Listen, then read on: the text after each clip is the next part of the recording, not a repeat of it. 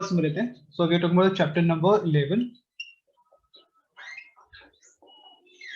3 dimensions, 3D geometry जो भी हम बात करना चाहें, और हम बात करेंगे 11.2 एक्सरसाइज में, राइट. तो 11.1 के अंदर जो कॉन्सेप्ट है वो बेसिकली आपका डायरेक्शन रेशियो, डायरेक्शन कोसाइन का ही ज्यादा कॉन्सेप्ट है. वही थोड़ा सा कैरी फॉरवर्ड हुआ है आपका 11.2 के अंदर भी. ठीक है, तो 3 चीजें हमें ध्यान रखनी है. जैसे मान लेते हैं कि एक लाइन है, डायरेक्शन रेशियो ऑफ लाइन 1 को मान लेते हैं A1, B1, C1. अब ये AB हो सकता है, CD हो सकता है, कुछ भी हो सकता है. तो मैं लाइन 1 ले लिया उससे बेसिकली. ठीक है, इसी तरीके से अगर आप डायरेक्शन दूसरी लाइन लेते हैं, रेशियो ऑफ लाइन 2 की अगर हम बात कर रहे हैं, वो आपका आ जाएगा A2, B2, C2. ठीक है, तो दो डायरेक्शन रेशियोज हमारे पास आ गई. तो अब ये डायरेक्शन रेशियोज कई बार गिवन होती हैं क्वेश्चंस में, और कई बार हमें डायरेक्शन रेशियो निकालनी होती है. तो ये डिपेंड करता है, क्वेश्चन टू क्वेश्चन डिपेंड करता है. तो दो डायरेक्शन रेशियोज आ गई, A1, A2, B1, B2, C1, C2, right. Now the condition is, first condition is, let's say line 1 parallel है लाइन 2 के. तो उस केस में जो कंडीशन आपके पास है वो आपकी आएगी A1 upon A2 equal to B1 upon B2 equal to C1 upon C2. So अगर दो लाइंस पैरेलल हैं उस केस में डायरेक्शन रेशियोस आपकी प्रोपोर्शनल होती हैं. सेम कॉन्सेप्ट आपका यूज होता है कोलिनियर के लिए भी. तो अगर आपके 3 पॉइंट है A B C और आपको कोलिनियर चेक करना है, तब भी हम इसी कॉन्सेप्ट पे जाते हैं, लेकिन उसके बाद में लिखते हैं कि B is a common point. उसके बाद मान लीजिए लाइन 1 परपेंडिकुलर है लाइन 2 पे. तो उस केस में जो कंडीशन आती है वो है A1 A2 plus B1 B2 plus C1 C2 equal to 0. ये दो कंडीशन आएंगी. ठीक है, सो इस पे एक और कंडीशन होती है angle between the two lines, but वो आई थिंक बाद में कर लेंगे. तो line 1 is parallel to line 2 के लिए कंडीशन होगी A1 upon A2 equal to B1 upon B2 equal to C1 upon C2. और लाइन 1 अगर परपेंडिकुलर लाइन 2 के अंदर, तो कंडीशन आपको याद रखनी है A1 A2 plus B1 B2 plus C1 C2 equal to 0. अब ये जो कॉन्सेप्ट है बेसिकली वो डायरेक्शन रेशियोज और डायरेक्शन कोसाइंस दोनों के लिए एप्लीकेबल है.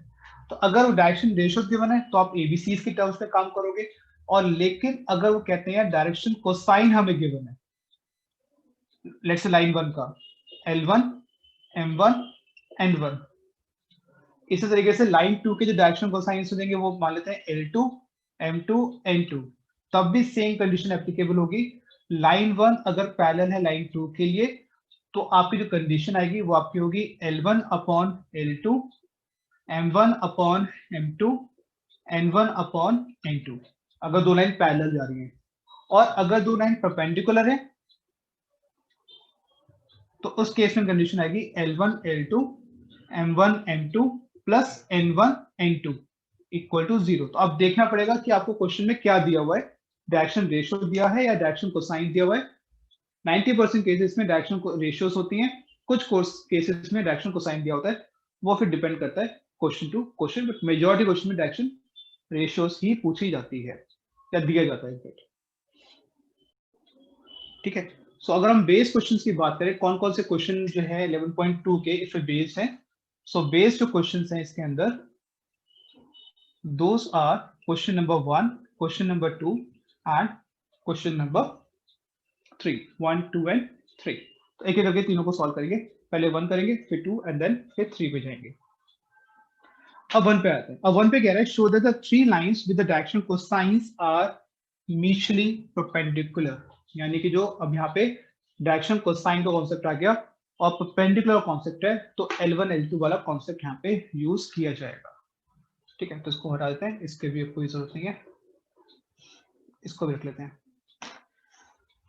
सो क्वेश्चन 1, लाइन 1 के जो डायरेक्शन कोसाइंस गिवन है, डायरेक्शन कोसाइन गिवन है, let's say L1, M1, N1.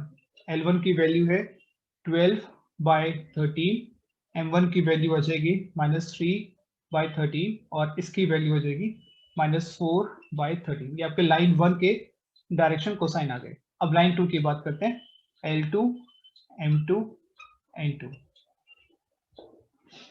और यहाँ पे डायरेक्शन कोसाइंस है 4/13, उसके बाद 12/13 एंड देन 3/13. ये आपके लाइन 2 के डायरेक्शन कोसाइंस आ गए. इसी के साथ एक और ले लेते हैं, लाइन 3 का भी डायरेक्शन कोसाइन ले लेते हैं। सो लाइन 3 का जो डायरेक्शन कोसाइन है यानी कि L3, N3 और N3, ठीक है। सो 3/13 माइनस 4/13 एंड 12/13, ये मेरे पास तीनों आ गए। अब क्वेश्चन में बोला गया है कि शो करना है कि ये तीनों जो लाइंस है वो आपकी म्यूचुअली परपेंडिकुलर है। ये कॉन्सेप्ट हम बार बार समझ चुके हैं कि तीन लाइन म्यूचुअली परपेंडिकुलर कब होती हैं, वो पेयर वाइज म्यूचुअली परपेंडिकुलर होती हैं। आप ये नहीं बोल सकते कि लाइन 1 अगर लाइन 2 पे परपेंडिकुलर है, लाइन 2 अगर लाइन 3 पे परपेंडिकुलर है, तो लाइन 1 और लाइन 3 भी आपस में परपेंडिकुलर होगी। ये कोई जरूरी नहीं है, आपको इंडिविजुअल पेयर्स को चेक करना पड़ेगा। लाइन 1 लाइन 2 को चेक करना पड़ेगा, लाइन 2 लाइन 3 को चेक करना पड़ेगा, और लाइन 1 और लाइन 3 को चेक करना पड़ेगा। ये सब आपको इंडिविजुअल लेवल पे चेक करना पड़ेगा। तो पहले काम करते हैं, लाइन 1 और लाइन 2 को चेक करते हैं। सो परपेंडिकुलर कंडीशन क्या होती है, L1 L2 M1 M2 N1 N2 equal to 0। इस कंडीशन को चेक करना है in case of perpendicular. So just multiply करते हैं, ये कितना आ जाएगा, L1 L2 12 into 4 48 upon 169 plus minus 3 into 12 minus 36 upon 169 plus minus 4 into 3 minus 12 upon 169 equal to 0. This implies 0 equal to 0. This implies line 1 perpendicular है line 2 के, ठीक है। तो ऐसे हमने line 1 किया। इसी तरीके से आप क्या करोगे, आप अभी खुद ट्राई करना, लाइन 2 को चेक करेंगे लाइन 3 के साथ, वो भी आपका 0 आना चाहिए। यहाँ पे भी आपका क्या हो जाएगा, L2 L3 M2 M3 N2 N3 equal to 0। इसको भी चेक कर लेते हैं। तो डायरेक्टली करेंगे, 169 तो आपका एलसीएम आना ही है, तो मैं डायरेक्टली डाल देता हूँ। 4 into 3 is 12, 12 into minus 12 12 into minus 4 minus 48 and 36 equal to 0, 0 equal to 0। So L2 आपका परपेंडिकुलर है L3 पर, और सेम इस तरीके से आप L3 और L1 को भी चेक करेंगे, वहां भी आपको मिल जाएगा L1 परपेंडिकुलर है L3 पर। इट मींस जो L1 L2 and N3 are mutually perpendicular lines.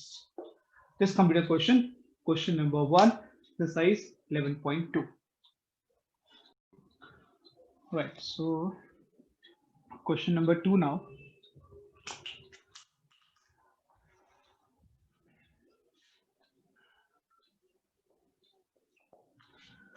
So question 2 में बोला है, show that the line through the point 1 minus 1 2 and 3 4 minus 2 is perpendicular to the line through the point 0 3 2 and 3 5 6। ये दिया basically.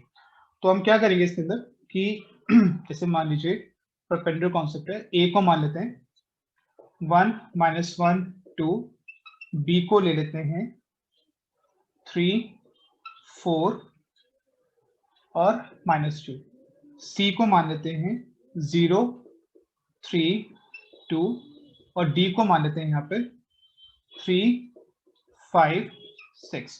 So A B C D मेरे पास 4 coordinates आ गए, ठीक है। अब उसके बाद सबसे पहले कोई डायरेक्शन रेशियो निकालते हैं, उसके बाद बात करेंगे कि परपेंडिकुलर निकालना है या फिर हमें पैरेलल वाला कॉन्सेप्ट निकालना है। तो सबसे पहले निकालते हैं direction ratio of A B,